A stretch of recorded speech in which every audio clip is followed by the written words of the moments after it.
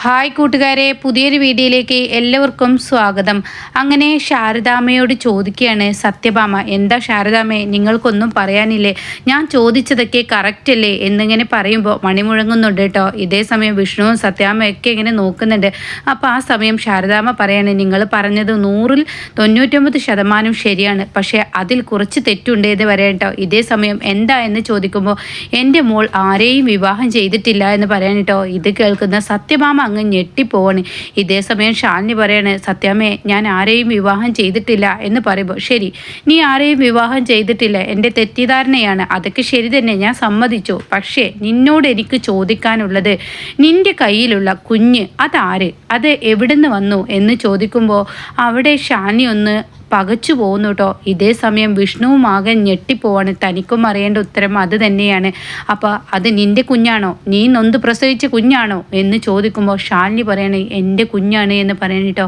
ഇതേ സമയം വിഷ്ണു ആകെ ഞെട്ടിപ്പോവാണ്. ഇതേ സമയം ശാരദാമ്മയാണെങ്കിൽ ഒട്ടും പ്രതീക്ഷിക്കാത്ത ശാലിനിയുടെ ആ മറുപടി കേൾക്കുമ്പോൾ ശാരദാമ്മയ്ക്കും സമാധാനമാവാണ് കേട്ടോ. ഈ സമയം ശാരദാമ്മയുടെ മുന്നിൽ വെച്ച് വീണ്ടും സത്യഭാമ അടുത്ത ചോദ്യം ചോദിക്കുകയാണ്, ശരി, നിൻ്റെ കുഞ്ഞാണെങ്കിൽ നീ നൊന്ത് പ്രസവിച്ച കുഞ്ഞാണോ? ആ അതെ എന്ന് പറയട്ടോ. നീ 10 മാസം നിൻ്റെ വയറ്റിലിട്ട് പ്രസവിച്ച കുഞ്ഞാണോ? ആ അതെ എന്ന് പറയട്ടോ. എങ്കിൽ അതിൻ്റെ അച്ഛൻ ആര് എന്ന് ചോദിക്കാൻ കേട്ടോ. ഇത് കേട്ട ഉടനെ സത്യാമ്മേ, ഇത് വിഷ്ണുവേട്ടൻ്റെ കുഞ്ഞാണെന്ന് പറയട്ടോ. ഇത് കേൾക്കുന്ന വിഷ്ണു ആകെ ഞെട്ടിപ്പോവാണ്. എൻ്റെ മോളായിരുന്നോ സത്യ എന്ന ഭാവത്തിൽ നിൽക്കുകയാണ്. ഇതേ സമയം സത്യഭാമ പറയാണ്, ആ ഞാനിത് വിശ്വസിക്കണം അല്ലേ, നീ ഇത് പറഞ്ഞത് ഞാൻ വിശ്വസിക്കണല്ലേ? എന്നാൽ ഞാൻ നിന്നോട് വേറൊരു ചോദ്യം ചോദിക്കട്ടെ. നിന്റെ കുഞ്ഞാണെങ്കിൽ എന്ന് നീ ഗർഭം ധരിച്ചു, എന്ന് നീ ഗർഭിണിയായി, നീ എവിടെ പ്രസവിച്ചു? നിനക്ക് ദിവ്യഗർഭമൊന്നും അല്ലല്ലോ. എൻ്റെ മകനുമായി അകന്നതിന് ശേഷം എപ്പോഴും എൻ്റെ മകൻ നിൻ്റെ അരികിലോട്ട് വന്നിട്ടുണ്ടോ? എന്താ ചോദിച്ചതിന് മറുപടിയില്ലേ? ഇത് കേൾക്കുന്ന ശാലിനി എന്ത് പറയണമെന്ന് അറിയാതെ നിൽക്കുമ്പോൾ, എന്താ ശാലിനി മറുപടി ഇല്ലേ എന്ന് ചോദിക്കുമ്പോൾ, ഇല്ല, വന്നിട്ടില്ല. പിന്നെ എങ്ങനെ നിനക്ക് കുഞ്ഞുണ്ടായി? ദിവ്യഗർഭമാണോ നിൻ്റേത്? നീ എവിടെയാണ് പ്രസവിച്ചത്? അത് നിൽക്കട്ടെ, അതും പോട്ടെ, നിന്നെ പ്രസവം ഏറ്റെടുത്തത് ആരാണ്? നിൻ്റെ ഡോക്ടർ ഏതാണ്? നീ ഏത് ഹോസ്പിറ്റലാണ് പ്രസവിച്ചത് എന്നിങ്ങനെ തിരിച്ചും മറിച്ചും ചോദിക്കുമ്പോൾ ശാലിനിക്ക് അവിടെ ഉത്തരം പറയുന്നില്ല കേട്ടോ. ശാലിനി ആകെ ഞെട്ടി നിൽക്കാണ്. ഇതേ സമയം അതിന് മറുപടി കിട്ടുന്നില്ലെന്ന് കാണുമ്പോൾ വിഷ്ണുവിന് കാര്യങ്ങൾ പിടികിട്ടി. എൻ്റെ ശാലിനി ആർക്കോ എന്തിനോ വേണ്ടി മറച്ചു വെക്കുന്നു. ആ സത്യം എനിക്ക് കണ്ടെത്തണം, അങ്ങനെ വിട്ടാൽ ശരിയാവില്ല എന്ന് വിഷ്ണു തീരുമാനിച്ച് വിഷ്ണു ആ അമ്പലനട ഇറങ്ങാണ് കേട്ടോ. ആ അമ്പലത്തിൽ നിന്നും വിഷ്ണു പോവാണ്. പിന്നീടാണെങ്കിലോ ഇവിടെ ശിവൻകുട്ടിയോട് സത്യഭാമ പറയാണ്, വിഷ്ണുവിനെ വിളിക്കുമെന്ന് പറയാൻ കേട്ടോ. അങ്ങനെ വിഷ്ണുവിനെ വിളിക്കാൻ ശിവൻകുട്ടി പോവാണ്. എന്നാൽ ഈ സമയം ശിവൻകുട്ടി സത്യാമ്മേ എന്ന് പറഞ്ഞ് അലറി വിളിക്കാണ്. ഇതേ സമയം ശാലിനിയോട് വീണ്ടും സത്യാമ്മ ചോദിക്കുന്ന ആ ഒരു സമയമായിരിക്കും, എവിടെ നിൻ്റെ കുഞ്ഞിൻ്റെ അച്ഛൻ എൻ്റെ മോനാണെന്ന് പറഞ്ഞു, പക്ഷേ അതിൻ്റെ തെളിവുകൾ ആരാ? നീ പ്രസവിച്ച ഹോസ്പിറ്റൽ ഏതാ? നിന്നെ പ്രസവം എടുത്ത ഡോക്ടർ ഏതാ എന്നൊക്കെ ചോദിക്കുമ്പോഴും ശാലിനി മറുപടി പറയുന്നില്ല. ഇതേ സമയം ശാരദാമ്മ, എൻ്റെ കുഞ്ഞിനിപ്പോൾ അത് പറയാൻ പറ്റിയ മാനസികാവസ്ഥ അല്ല സത്യാമ്മ, അതൊക്കെ പിന്നീടാവാം, ഈ വിവാഹം ഇവിടെ വെച്ച് നിർത്തണമെന്ന് പറയുമ്പോൾ സത്യാമ്മ പറയണേ, തുടങ്ങട്ടെ പൂജാരി, കർമ്മങ്ങൾ തുടങ്ങിക്കോളൂ, മേളം തുടങ്ങട്ടെ, ചെറുക്കനെ വിളിക്കുക, അങ്ങനെയുള്ള വാക്കുകളൊക്കെ സത്യാമ്മ പറയാനിട്ടോ. ഇതൊക്കെ കേട്ടോ ആകെ ഞെട്ടിപ്പോവാണ് ശാലിനിക്കൊന്നും പറയാൻ വാക്കുകളില്ല. കാരണം ആ പ്രസവിച്ച ഹോസ്പിറ്റലിൽ പറഞ്ഞു കൊടുത്താൽ താൻ കൊടുങ്ങും. അതുപോലെ അന്ന് അബോഷനായ കഥകളൊക്കെ പറയേണ്ടി വരും. ശ്യാമ പറഞ്ഞതുപോലെ A മുതൽ Z വരെയുള്ള കാര്യങ്ങൾ പറഞ്ഞു കൊടുക്കണം സത്യാമ്മക്ക് മുന്നിൽ. അത്രയും 100,000 സംശയമാണ് കേട്ടോ. എന്നാൽ ഈ സമയം സത്യാമ്മ ഇങ്ങനെ ശിവൻകുട്ടിയോട് വിഷ്ണുവിനെ വിളിക്കാൻ പറഞ്ഞിട്ടുള്ള ഈ സമയം സത്യാമ്മേ എന്ന അലറി വിളിക്കൽ കേൾക്കാണ്. തിരിഞ്ഞു നോക്കുമ്പോൾ, എന്താ നിങ്ങൾ വിളിച്ചതെന്ന് പറയുമ്പോൾ അവിടെ വിഷ്ണുവിനെ കാണാനില്ല. വെറുതെ പറയാതെ അപ്പോഴേക്കും മധുശ്രീയുടെ സ്വഭാവം അങ്ങ് മാറിയിട്ടോ. മധുശ്രീ പറയണേ, നിങ്ങളവിടെ നോക്കുന്നുണ്ടോ എന്ന് ചോദിക്കാനേട്ടാ. അപ്പോൾ ഈ സമയം മധുശ്രീയോട് ശിവൻകുട്ടി പറയണേ, ഇല്ല മോളെ, വിഷ്ണുവിനെ അവിടെ കാണുന്നില്ല എന്ന് പറയട്ടോ. ഇത് കേൾക്കുന്ന ശാലിനിയും ശാരദാമ്മയും കമലൊക്കെ ആകെ ഞെട്ടാണ്. സത്യാമ്മയാണെങ്കിൽ തൻ്റെ മകനെ തിരക്കി ആ അമ്പലം നട മൊത്തത്തിൽ നടക്കാണ്. അമ്പലം ചുറ്റി നോക്കും, പക്ഷേ തൻ്റെ മകനെ കാണുന്നില്ല. ഇതേ സമയം വിഷ്ണു ആണെങ്കിലോ കമലിനോട് എവിടോട്ട് പോയി ഈ വിഷ്ണുവേട്ടൻ എന്ന് ചോദിക്കുമ്പോൾ, അറിയില്ല, എൻ്റെ ആശാൻ ഇനി വല്ല കടുങ്കൈ ചെയ്യുമോ എന്ന് ഇങ്ങനെ പറയുന്നുണ്ട് കേട്ടോ.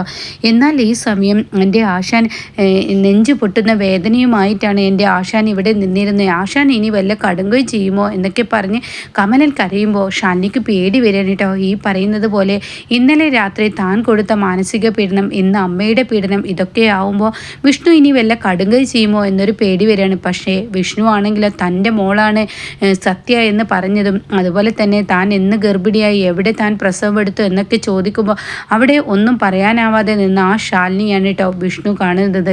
കാരണം തൻ്റെ ശാലിനി എന്തോ മറച്ചു വെക്കുന്നുണ്ട്. അതിൻ്റെ സത്യാവസ്ഥ എനിക്ക് അറിയണം, ഇതിൻ്റെ ചുരുൾ എനിക്ക് അഴിക്കണം. എന്തോ ഊരാക്കുടുക്കിൽ അവൾ പെട്ടിട്ടുണ്ട്. അവൾ ആർക്കോ വേണ്ടി തൻ്റെ ജീവിതം ഹോമിച്ചിരിക്കുകയാണ്. പണ്ട് പ്രീതിക്ക് വേണ്ടി ചെയ്തതുപോലെയാണ് ഇവൾ ഈ ചെയ്യുന്നത് എന്ന് വിഷ്ണു മനസ്സിലാക്കിയിരിക്കുന്നു കേട്ടോ.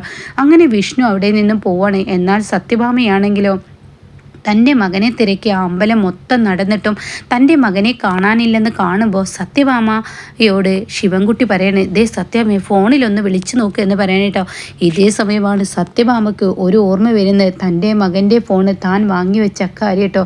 അപ്പോൾ ഉടൻ തന്നെ സത്യഭാമ പറയണേ, വിഷ്ണുവിൻ്റെ കൈകളിൽ നിന്ന് ഞാൻ ഈ ഫോണ് വാങ്ങിയില്ലേ എന്ന് പറയണേട്ടോ.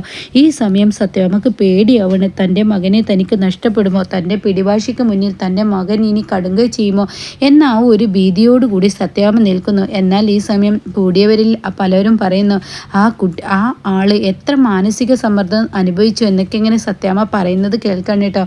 ഈ സമയം ശാലിനി ആണെങ്കിലോ കമലിനോട് വിഷ്ണുവേട്ടനെ നോക്കണം, വിഷ്ണുവേട്ടനെ കണ്ടെത്തണം കമല എന്ന് പറഞ്ഞിട്ട് അവർ ആ അമ്പലത്തിൻ്റെ ആ ഒരു വഴി ഓടുകയാണ് കേട്ടോ. ഇതേ സമയം മധുശ്രീ ആണെങ്കിൽ ശിവൻകുട്ടിയോട് ദേഷ്യപ്പെടാണ്, നിങ്ങൾ നോക്കണ്ടായിരുന്നു, അയാൾ എങ്ങോട്ടേക്കെങ്കിലും പോകുന്നുണ്ടോ എന്ന് നിങ്ങൾ നോക്കണ്ടായിരുന്നു, നിങ്ങളുടെ പിടിപ്പ് കൊണ്ടാണ് ഇതൊക്കെ സംഭവിച്ചത്, ഇനി ഞാൻ വെച്ചിട്ടുണ്ട് എന്ന് പറഞ്ഞിട്ട് തൻ്റെ അച്ഛനും അമ്മയാണെന്നുള്ള ആ ഒരു ബഹുമാനം കൊടുക്കാതെ ശിവൻകുട്ടിയോടും ഭാര്യയോടും ചൂടായി മധുശ്രീ അവിടെ നിന്നും തിരയാൻ ഇറങ്ങുന്നു കേട്ടോ.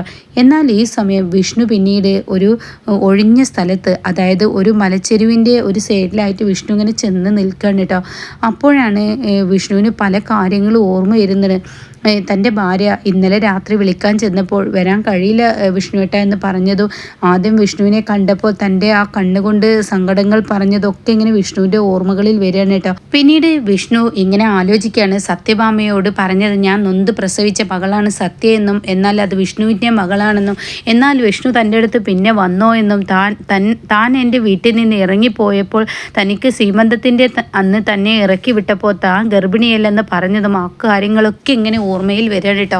അപ്പോൾ ഈ സമയം വിഷ്ണു കണ്ടെത്തണം എന്നുള്ള ആ ഒരു ഇതോടുകൂടി നിൽക്കുമ്പോൾ കാണാം അവിടെ അപ്പുറത്ത് വേറൊരു പെൺകുട്ടി, അതും കല്യാണ വേഷത്തിൽ ഇങ്ങനെ പുതുപെണ്ണായി തന്നെ നിൽക്കുന്ന ഒരു പെൺകുട്ടി മലയുടെ മുകളിൽ നിന്ന് ചാടി മരിക്കാൻ ശ്രമിക്കുന്നത് വിഷ്ണു ഇങ്ങനെ കാണുക കേട്ടോ. അപ്പോൾ വിഷ്ണു ഈ പെൺകുട്ടി ചാടാൻ ഒരുങ്ങുമ്പോഴേക്കും വിഷ്ണു പിറകിൽ നിന്ന് ഏയ് എന്ന് വിളിക്കുന്നുണ്ട് കേട്ടോ. പക്ഷെ അത് ആ പെൺകുട്ടി കേൾക്കുന്നില്ല. അങ്ങനെ വിഷ്ണു ആ പെൺകുട്ടിയുടെ അടുത്തോട്ട് ഓടി ചെല്ലുക കേട്ടോ.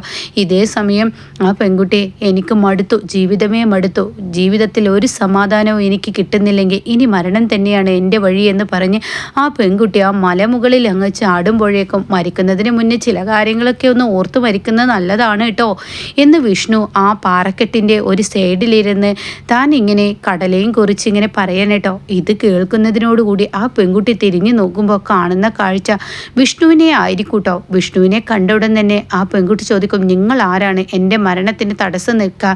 അല്ല, മരണം ഒന്നിനും ഒരു വഴിയല്ലല്ലോ, പിന്നെ ഞാൻ എന്ത് വേണം? എനിക്കിഷ്ടമില്ലാത്ത ഒരുത്തൻ്റെ മുന്നിൽ ഞാൻ താലിക്ക് കഴുത്ത് നീട്ടി കൊടുക്കണോ എന്ന് വിഷ്ണുവിനോട് ചോദിക്കുമ്പോൾ വിഷ്ണു ആകെ ഞെട്ടി നിൽക്കണം കേട്ടോ.